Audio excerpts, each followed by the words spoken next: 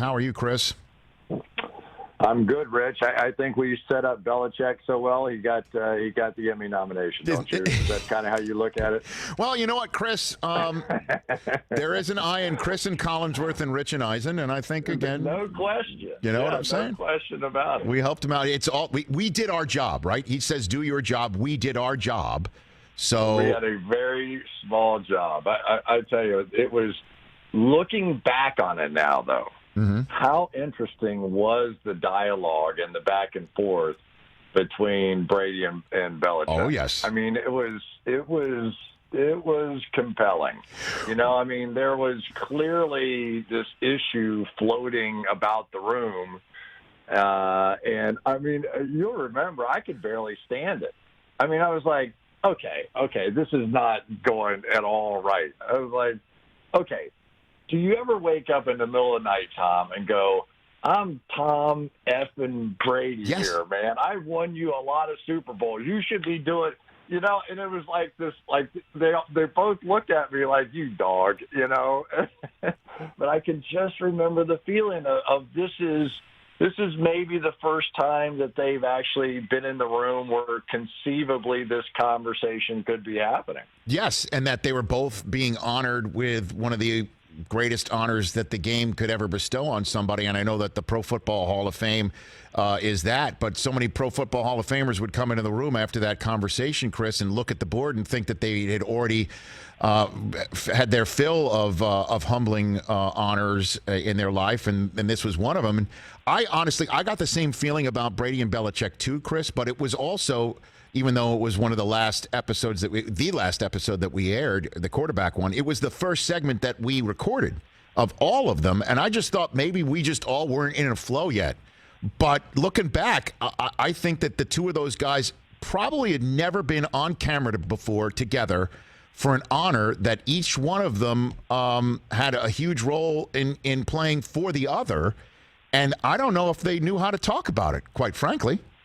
You know? Well, you know, and the reason that both of them are who they are is that they don't take a lot of time to sit and reflect. I mean, if you're sitting and reflecting when Tom Brady leaves, Bill Belichick is retiring. If you're sitting and reflecting when your contract is up with New England, you're certainly not going to another team, right? You're going, all right, I played till I was 40-something years old. That was enough. I feel good about myself, and I'm going to go retire to this incredible life that Giselle and I and the kids are going to have. Right. And yet there's something wound tightly within those two guys that you say that's not true about. You know, it's not true about either one of them. And I think it's almost inconceivable now that both of them are going to feel some competitive pull to outperform the other as now that they're on separate teams. Now, if you asked either one of them that question, I think they'd both say you're out of your mind. But, you know, they're both going for the same ring, right? I mean, they're both going for the same trophy, and if one of them should get it, you know, that's going to adjust that conversation too. No doubt about it, Cris. And I guess just to put a fine point on this, using the documentary that we just saw the first two parts of on Sunday night in The Last Dance, and how difficult it is to keep anything together, certainly when it is so very successful. And that Bulls team, just for whatever reason, as we're learning, just could not be kept together. Brady and Belichick, for all what we were talking about what might have been in the room at the time last May, they still did do it for 20 years together. 20 years. That will never be matched in sports, let alone the NFL. And when you think about it in the grand scheme of things, obviously we have a sixth-round draft choice, right, on one side. But on the other side, you have a guy that had been fired by the Cleveland Browns.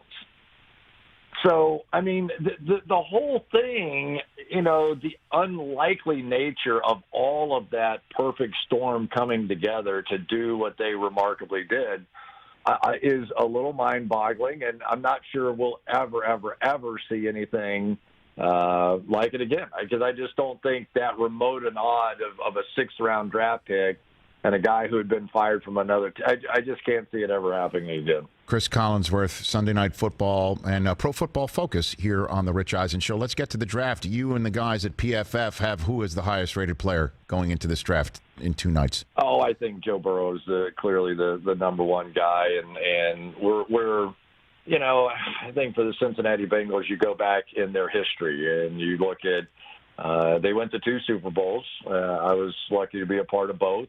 Kenny Anderson, Boomer Esiason, both won the MVP in the year in which we went to the Super Bowl.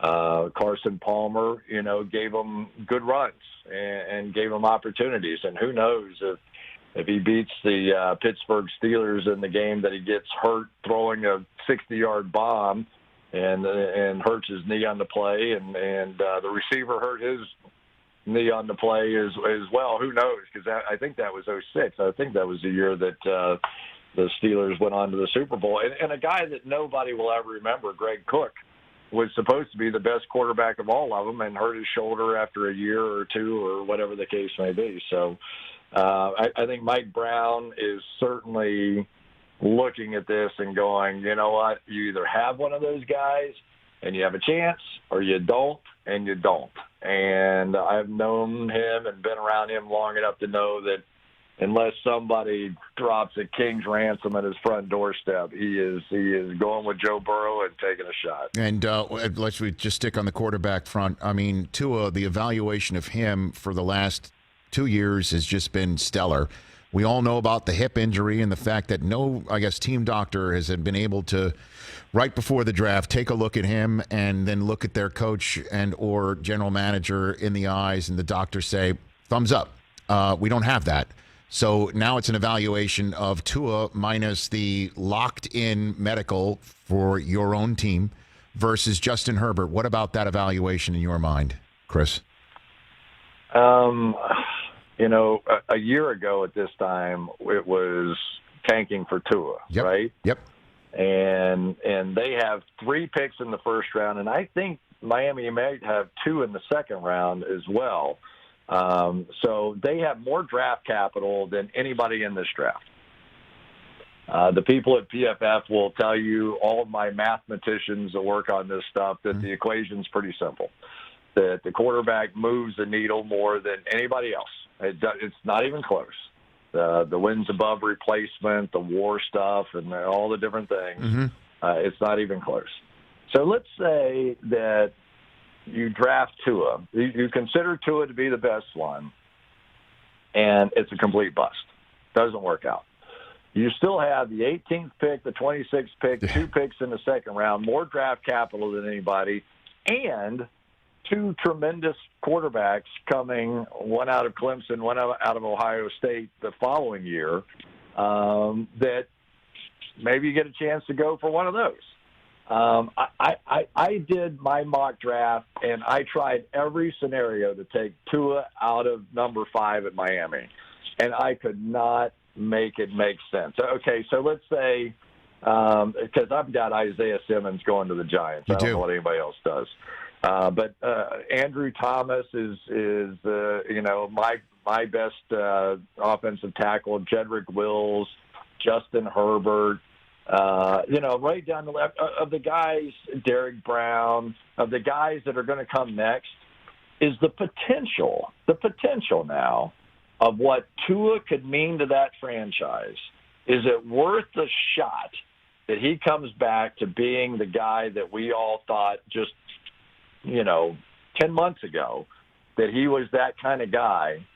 To me, it's still worth that shot. Now, I think that somebody else can look at Justin Herbert and go, that's the real freak in this draft.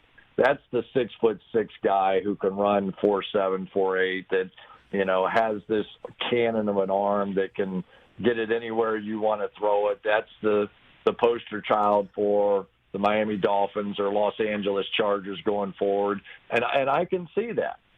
Unfortunately, the PFF numbers and what he did on the football field don't measure up to that. They don't measure up to somebody going 3, 4, 5, even 6, 7, whatever. I put him at number 7 to the Carolina Panthers. And I didn't do any trades. I didn't do any of that stuff. I think the L.A. Chargers are convinced. Anthony Lynn is convinced that with Tyrod Taylor that he's got a player that can win. Lamar Jackson won the MVP a season ago with a similar style of play. And the one thing that the Chargers have always fallen on the sword not doing is fixing this offensive line. And I just look at them as a left tackle away from being able to compete.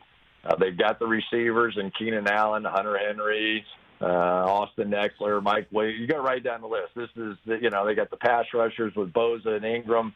This is a team. They've got a secondary that can absolutely play with the Kansas City Chiefs with all the guys they've got there now. So if you look at that, I'm putting them at guard. With an offensive lineman, the Chargers at 6, and I'm putting Justin Herbert at 7. You've got a whole new look going on there. Cam Newton is gone. Matt Rule comes in. They love the downfield throws. There's nothing Herbert can't do. So that's the way I put them. Interesting. Cris Collinsworth here on the Rich Eisen Show, and you can hear him and the rest of the PFF crew Thursday night, 7 Eastern, right here on Sirius Channel 211, and you can listen at home with Amazon, Alexa, Google Assistant, or however you stream in your house.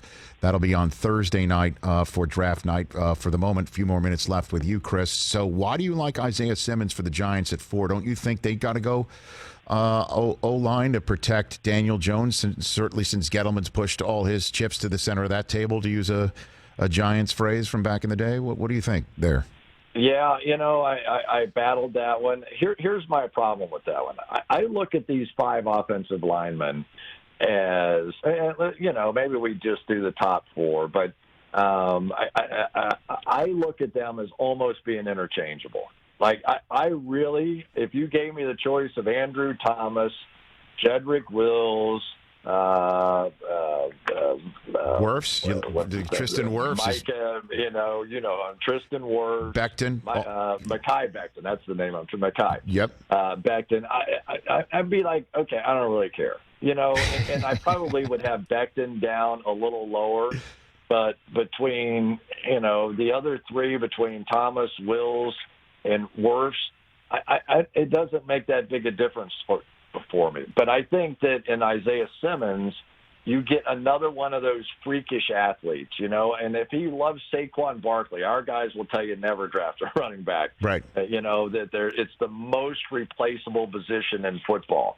But obviously Saquon Barkley is a great player, and that's where he's going to go. But if he went there, then – and you've got interchangeable tackles in behind, do you try and trade down? I would, if I were the New York Giants, because I think I could get one of those guys down to, 11, 12, 13. But if I had to stay put, I want a freak up there. And to me, the freak in this draft is Isaiah Simmons. And then you'd have a freak on offense, a freak on defense, and go get you a tackle in the second round. And he'd still be better than what they have. Before I let you go, let's come full circle and talk about, again, our Emmy-nominated friend, Bill Belichick, and what you think the quarterback room is going to look like for New England after this draft. Do you think he's got something big planned? Again, he doesn't have the second rounder because it belongs to Atlanta for that Mohamed Sanu trade that just did not work out and what turned out to be, again, remarkably Brady's final year. What do you think Bill's got cooked up here in regards to his quarterback room, with Stidham and Hoyer being the only ones in it right now? Can you see Cam Newton going there? I would love that. I would love it. I don't know why, Chris. I can't. I can't see Jameis Winston going there. I don't know why. I just can't. The guy that I can see going there Dalton. Is Andy Dalton. I mean, we had Charlie Weiss on a few weeks ago. He pegged Dalton then. He says that Dalton's the guy, is what he said, to keep an eye on him, and he could become expendable in 2 days, technically. I think that you're going to see some of these guys getting traded. I think there's going to be a lot of veteran players get traded during the draft. And Andy Dalton is the one that, as you look at the New England Patriots today, with what they've got and Josh McDaniels and the players that, I think Andy Dalton would give them a better chance than Jared Stidham The problem is, and it's going to be the same things true with all these rookie quarterbacks or rookie players in general, is who knows how much time these guys are going to get in camp or OTAs or whatever to learn what they're doing. I mean, you can almost make a case that what difference does it make if you draft a quarterback this year? They're not going to have time to learn what they're doing to be a factor this year, so are you better off gunning for one next year because we know there's two pretty good ones coming out of there, headlined by Trevor Lawrence. So, there are so many complicating factors, as you probably know, getting ready for your draft show now. Mm-hmm. There's so many complicating factors to this football season. And for the New England Patriots, I assume their thought is they're going to go with Jarrett Stidham or with a veteran guy that they feel like can plug and play into that system. And for me, that player is Andy Dalton. Cris, thanks for the time. Always appreciate it, and I truly mean what I say. That what we did last May at NFL Films for NFL 100 all-time team series. I keep and I'll mention every single time you come on. I don't care. It really was that special. It really, truly was. So I appreciate the time as always and chatting with you. You got it, buddy. That's a great memory. You're absolutely right. Right back at you, Cris Collinsworth, Sunday Night Football on NBC Sports, and again, Pro Football Focus.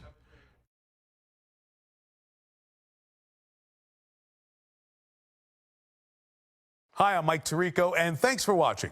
Make sure to hit subscribe for the latest news and highlights from NBC Sports.